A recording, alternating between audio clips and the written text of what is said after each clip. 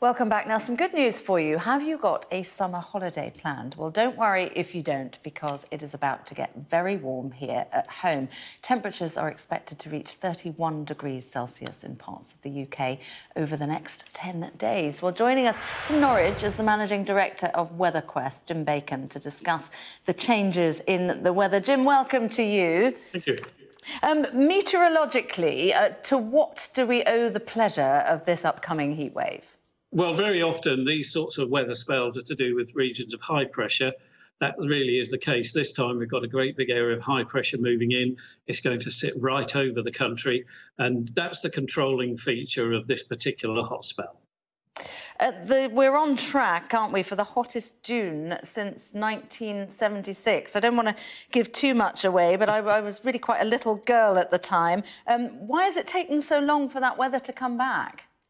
Well, these weather patterns do take some sorting out, especially getting them to last for long enough to warm things up. One or two things contribute to that. So, for example, we haven't in general, except for one or two thunderstorms earlier on in the month, we haven't in general had a lot of rain this year in this month. So the ground is dry. And when that happens, the sun's energy warms the ground, which warms the air and gives us more value for money, so to speak, from the sun's energy coming in. If the ground were wet and we'd had a lot of rain, then quite a bit of that energy is shared up into evaporating the moisture. So hot spells tend to come in spells of dry weather. They sort of feed on each other, and it supports with each day that it becomes hotter, it dries things out, and that improves the chances of the next day being hotter. Your memory is very good, because the last time we had a really long spell of days in excess of 30 Celsius, well, that was one of the major ones. There was another one in the 90s, but basically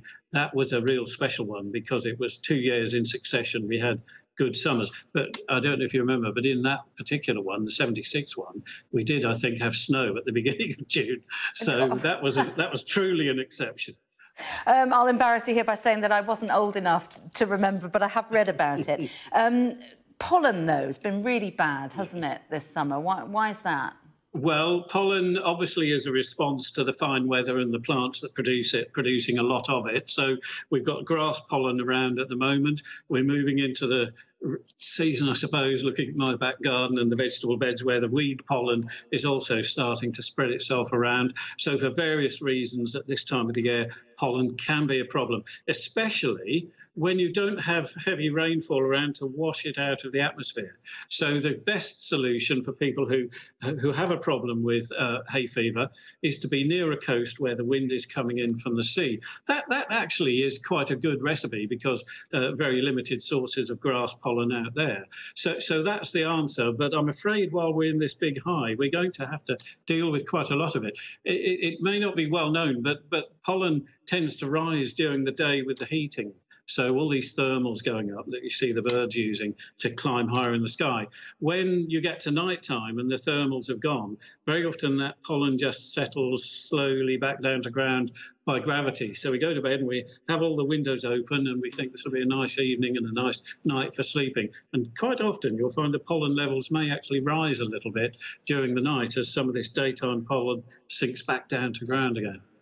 All right. Well, Jim Bacon, very good to talk to you, and thank you for your recommendation that we should be heading down to the coast. I'm sure the motorways are going to be packed now. Thank you. A pleasure. Bye-bye.